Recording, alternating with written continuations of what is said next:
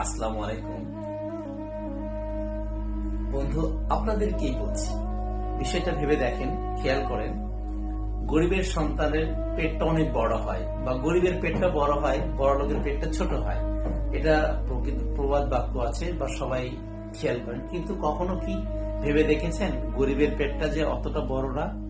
বলে কি করে তফাৎটা দেখেন। যদি আপনার বড় লোকের সন্তান সকালবেলা ঘুম থেকে ওঠার সাথে একটা ডিম সিদ্ধ, একটু লুডুস, একটু দুধ, বিস্কিট, ব্রেড ইত্যাদি ইত্যাদি খেয়ে নিচ্ছে, তার আর কতটুকু ভাত খাওয়ার জায়গা আছে?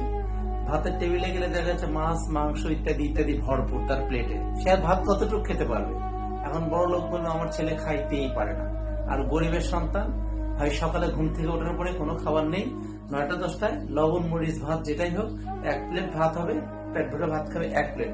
এখন সবাই দেখবে আরে 1 প্লেট ভাত খেয়ে ফেলছে, এত বড় পেট, ওরা এত খায়। আসলে কে খায় ভাই? গরিব কিন্তু খাওয়ার মতো ভাগ্য এবং অর্থ কোনো কিছুই গরিবের নেই। তো গরিবের পেটটা কেউ কখনো বড় করে দেখবেন না, অবশ্যই একটু খেয়াল করে দেখবেন। গরিবরা বড় লোকের চাইতে অনেক কম এবং অনেক কম খরচায় চলে। কারণ আপনার মাসিক খাবারের যে বেতন টাকা আসে, গরিবের তাতে 2 মাস চলে যাবে। খেয়াল করে দেখবেন, ওরা একটা ভাত একটা তরকারি হলেই আর লাগে না। আর বড় লোক যারা আছেন তাদের একটা ভাতের সাথে কত কি দিয়ে খাবো, কি দিয়ে খাবো?